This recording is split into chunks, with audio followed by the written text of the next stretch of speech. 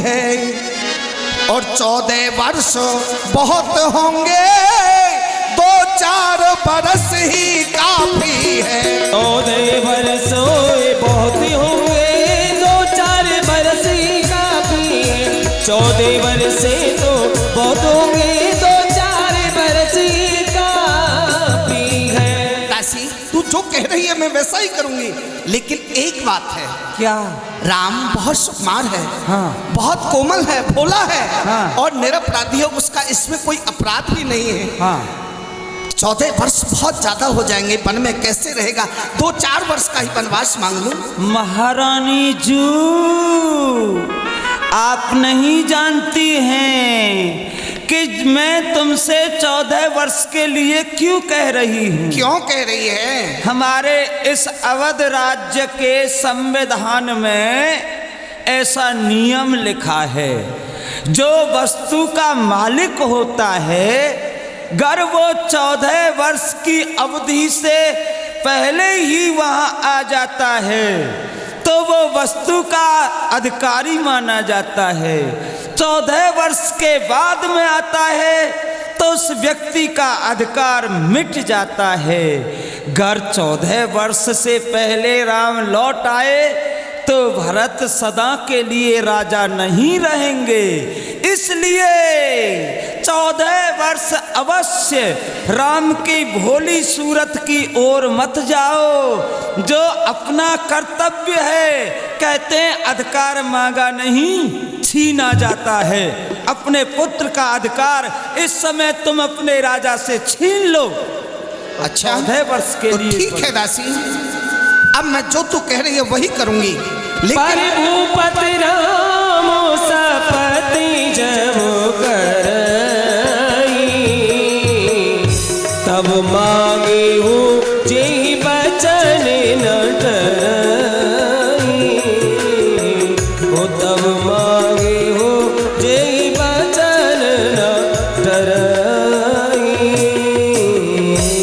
और महारानी जू, मंत्रा, इन पुरुषों का विश्वास नहीं करना चाहिए।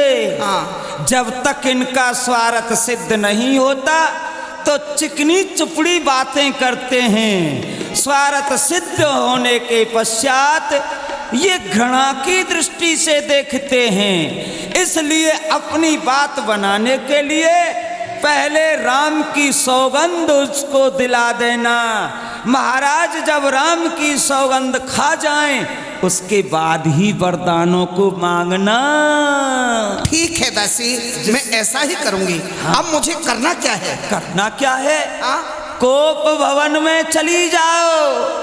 ये रेशमी और चिकने वस्त्रों को छोड़कर मोटे और पुराने वस्त्र पहन लो। अच्छा। मलिन वस्त्र पहनकर धरती में लेट जाओ, सैया को छोड़ दो, और ये ध्यान रहे गुड़ डाल लेना, जिससे कि मक्खी लगती रहे। कहते हैं जहाँ मीठा होता है वहीं मक्खी आती है। हाँ ठीक है दासी, चिंता मत कर। हाँ। मैं अब कदाप उस कौशल्या की सेवकाई नहीं करूंगी और देखती हूँ कैसे कल महाराज राम को राजा बनाते हैं। मैं चलती हूँ कोप भवन के लिए। कोप भवन, कोप भवन। बन गई बात, बन गई बात। जो मैं चाहती थी, वारे वाह मेरे करतार, जो चाहती थी आज वही मुझे दे दिया। महारानी जी को समय तो लगा, लेकिन गरम हो गई। पहले तो ठंडी पड़ी थी, गरम हुई, ताव लगा, गरम हो गई। मैं भी चलती हूँ। हाँ। दासी मंत्रा ने आज महारानी कैकेयी की मति को भ्रमित कर दिया और भेज दिया कोप भवन में। अयोध्या का कोप भवन आज तक कभी नहीं खुला और दासी मंत्रा ने आज उस कोप भवन को भी खुलवा दिया। हो बहुविध चेरी आदर दे, कोप भवन गवनी के कई, कोप भवन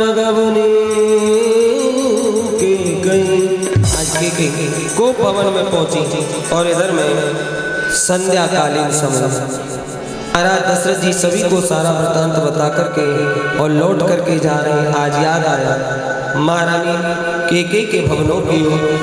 तो सांझ समय सानंद नपो गयऊ के कहीं के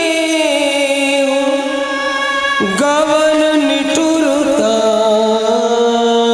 निकट किए जनोदर देह स्नेह गवन निठुरता निकट किए जनोदर देह स्नेह। वाह, चारों ओर आज अवध में बधाई गाए जा रहे हैं, मंगल गीत गाए जा रहे हैं।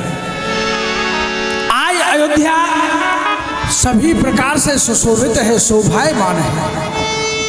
कितनी सुंदर लग रही है ये अयोध्या, क्योंकि राम का राज अभिषेक होने वाला है। लेकिन अभी तक मैंने महारानी केकई को नहीं बताया है, और जब महारानी केकई इस बात को सुनेगी कि राम अयोध्या के राजा हो रहे हैं, तो महारानी केकई को बड़ी प्रसन्नता होगी, क्योंकि रानी केकई राम से बहुत स्नेह करती है, बहुत प्रेम करती है। तो मैं दासी के द्वारा दासी को बुलाया सांझ समय दासी कल्याण।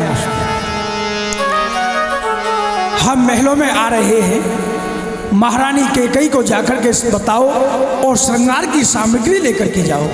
जो आज्ञा। जाओ जाओ जाओ। दासी को भेज दिया। श्रृंगार लेकर के दासी श्रृंगार लेकर के जा रही है महारानी केकई के समीप। सांझ समय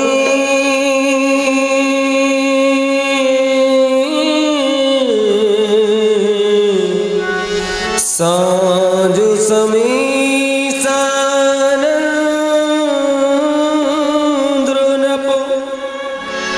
गयऊ के कहीं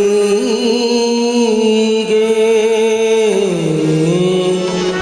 सांझ समय सानंद नपो गयऊ के कहीं गे गवन निठुरता निकट किए जनोधर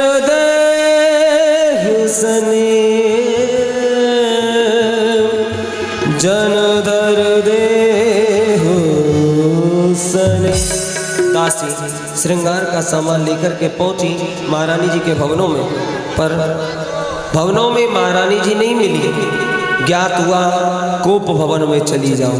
तो कोप भवन की ओर और दासियां श्रृंगार का सामान लेकर के जाने लगी। कोप भवन गवनी के कई। दासियों ने जाकर के निवेदन की। महारानी जी प्रणाम। क्या बात है? महारानी जी, यह महाराज ने श्रृंगार भेजा है। श्रृंगार भेजा है? इसको पहन लो, महाराज आ रहे हैं। इधर ला, ला तेरा पहनती हूँ श्रृंगार। जाओ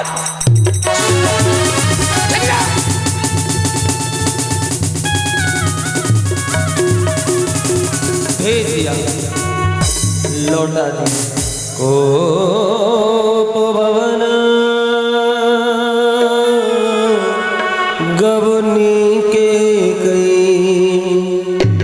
महाराज आगे की ओर बढ़ रहे थे, उसी समय दासियां भी लौट कर दासी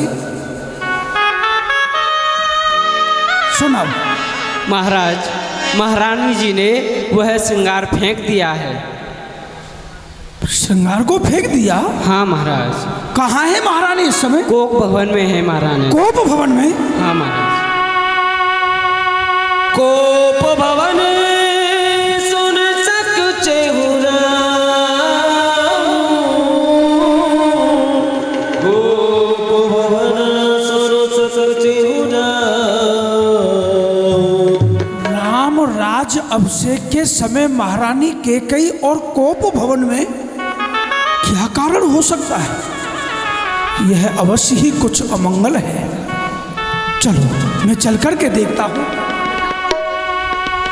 कोप भवन का नाम सुन के जैसे ही आगे की ओर चले, मैं जैसे ही आगे की ओर अपने पैर बढ़ाता हूँ तो मेरे ये पैर कंपायमान होते हैं, आगे के लिए नहीं बढ़ते हैं। ये सब क्या हो रहा है? चलते हैं सच्चे दाव सदा, झूठे दाव नहीं चलते। दशरथ तो महलों को चलता है, लेकिन दशरथ के पांव नहीं चलते। अवश्य ही कोई अशुभ घटना घटने वाली है। चल कर के देखता। तो जा रहे हैं कोप भवन की ओर। हो सवे नरेशो पिया पे